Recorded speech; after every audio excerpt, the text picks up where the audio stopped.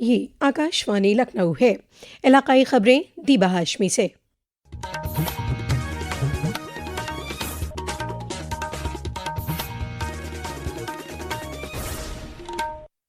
वज़ीर आज़म नरेंद्र मोदी ने कहा है कि साल 2025 ने हमें ऐसे कई लम्हे दिए हैं जिन पर हर हिंदुस्तानी को फ़ख्र हुआ। इस साल ऑपरेशन सिंदूर हर हिंदुस्तानी के लिए फ़ख्र की अलामत बना। वंदे मातरम के 150 साल मुकम्मल होने के मौके पर भी ये जज्बा देखने को मिला। खेल के एतबार से भी ये साल यादगार रहा जब हमारी मर्द क्रिकेट टीम ने आईसीसी चैंपियंस ट्रॉफी हासिल की। ख़वातीन क्रिकेट टीम ने पहली मरतबा वर्ल्ड कप अपने नाम किया। हिंदुस्तान की बेटियों ने women's blind T20 world cup जीतकर तारीख रकम की। साइंस और खला के शोबे में शुभांशु शुक्ला पहले हिंदुस्तानी बने जो इंटरनेशनल स्पेस स्टेशन तक पहुंचे। 2025 में आस्था, संस्कृति और भारत की अद्वितीय विरासत सब एक साथ दिखाई दी। साल के शुरुआत में प्रयागराज महाकुंभ के आयोजन ने पूरी दुनिया को चकित किया। साल के अंत में अयोध्या में राम मंदिर पर ध्वजारोहण के कार्यक्रम ने हर भारतीय को गर्व से भर दिया। वज़ीर आज़म नरेंद्र मोदी आज आकाशवाणी से मन की बात प्रोग्राम के तहत अपने ख्यालात बांट रहे थे। उन्होंने कहा कि अगले महीने की 12 तारीख को स्वामी विवेकानंद जी की जयंती के मौके पर नेशनल यूथ डे मनाया जाएगा। इसी दिन यंग लीडर्स डायलॉग का भी इनेकाद होगा। मैं इसमें ज़रूर शामिल होऊंगा।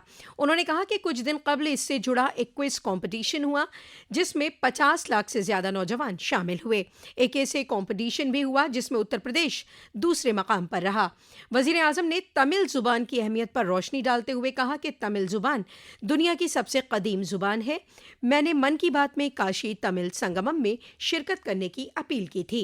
वज़ीर आज़म ने कहा, साथियों, देश के भीतर भी तमिल भाषा के प्रचार के लिए लगातार काम हो रहा है। कुछ दिन पहले ही मेरे संसदीय क्षेत्र काशी में चौथा काशी तमिल संगमम हुआ। इस साल वाराणसी में काशी तमिल संगमम के दौरान तमिल सीखने पर खास जोर दिया गया था। लर्न तमिल, तमिल कराकलम, इस थीम के तहत वाराणसी के 50 से ज्यादा स्कूलों में विशेष अभियान भी चलाए गए। बच्चों ने तमिल में कविताएं सुनाई, भाषण दिए और अपनी संस्कृति को पूरे आत्मविश्वास के साथ मंच पर उतारा।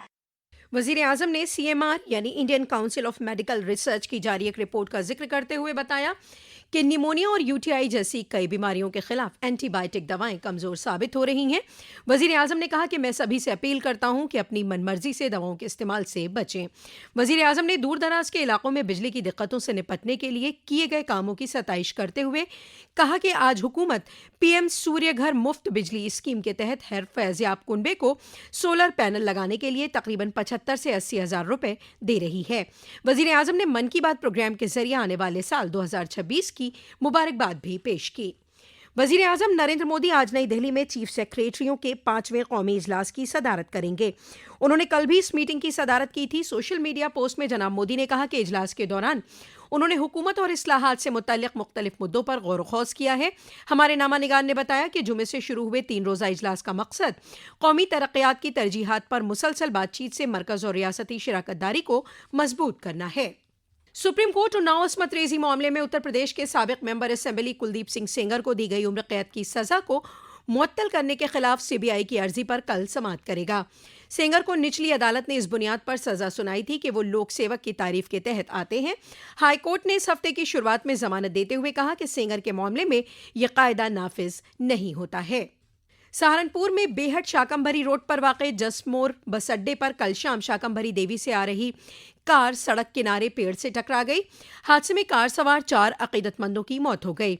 खबर मिलते ही पुलिस ने मौके पर पहुंचकर एम्बुलेंस और PRV की मदद से लाशों को CHC बेहट पहुंचाया। ये सभी अकीदतमंद शाकंभरी देवी से दर्शन करके लौट रहे थे। उत्तर प्रदेश में शदीद ठंड और घने कोहरे का कहर जारी है। सर्द हवाएं चल रही हैं। कई जगह विजिबिलिटी 0 रही। कल बुलंदशहर में कोहरे की वजह से एक के बाद एक 20 गाड़ियां आपस में टकरा गईं। महकमा मौसमियात ने आइंदा कुछ दिनों के लिए शदीद ठंड का अलर्ट जारी किया है। लखनऊ और कानपुर समेत 31 इजला में ऑरेंज अलर्ट और प्रयागराज समेत 14 इजला में येलो अलर्ट है। अमरोहा और शामली में भी शदीद ठंड और कोहरे की वजह से लोग दिन में भी लाइट जलाकर गुजर रहे हैं। कोहरे की वजह से ट्रेनों और हवाई खिदमात पर भी असर पड़ रहा है। इसी के साथ आकाशवाणी लखनऊ से इलाकाई खबरों का ये बुलेटिन खत्म हुआ। अगला बुलेटिन दोपहर 2 बजे एफएम पर नश्र किया जाएगा।